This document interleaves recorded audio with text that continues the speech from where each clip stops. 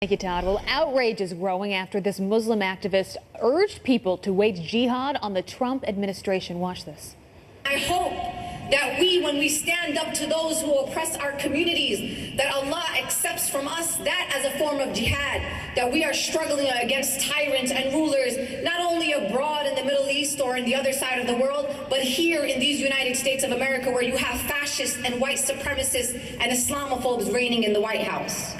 Well, now she's saying that if you're angry about that, it's because you don't really know what jihad means. Here to react is Dr. Kanta Ahmed, author of In the Land of Invisible Women, and no better person to talk to us about this today. Good to have you. Thank you, Abby. I saw you watching that. I mean, you're just shaking your head because you're always on our show. You're talking about the positive things about the peaceful, loving Muslim community. What does something like this do to negatively impact people like you that are out there trying to promote it? She is tarring all Muslims with the idea that we are somehow going to combat the democratic decision of the American people. This president is rightfully and legally elected to power.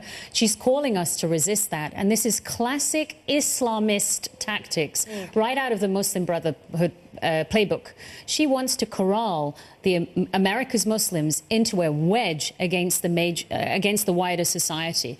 And she wants America to believe that we think we are a victimized religious minority when we're among the world's most privileged Muslims that there can be. Well, she talks about jihad, right? She tries to defend herself by saying, well, you just don't understand what jihad means. You understand what this means. But not everyone in that audience takes it the way she does or you do. Abby, not only does she claim that we don't know what jihad means, I'm highly literate in Islam, as are many other non-Muslims, but she's being defended by liberals who claim that we are denigrating her right to discuss Islam as a religion. That is not the case. In this climate, jihad could be construed by a fanatic as a call to arms to act against our president or against our structures. But what she's actually doing is denying a profound Islamic right, a profound Islamic duty, which is our duty to society. We are called by the Quran to join and unite society, not fragment it.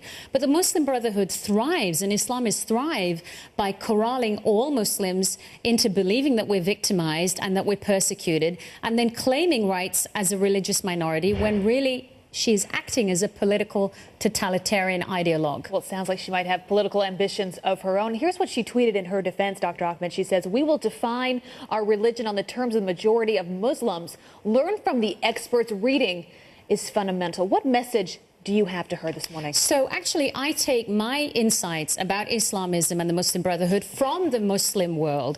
The most recent example is the state of Egypt, where Egypt's people overwhelmingly removed these kinds of ideologues from power in Mohammed Morsi. That is believing Muslims in the order of almost 90 million Muslims opposing the Muslim Brotherhood strategies in Egypt, in a Muslim country. This is what she's trying to bring here. Liberals that fall for this are not only being profoundly ignorant, they're empowering a woman that would seek to dismantle our democratic order. That is not in the benefit of Muslims like me, many of us who can call her out and see what her hypocrisy is about. Well, your voice is so important in all of this. Dr. Ahmed, thanks for being with us this morning. Thank you, Abby. Always good to see you. All right, well, she just cannot stay away. Hillary Clinton itching for a leading role in the next election. Our own Ed Henry is here to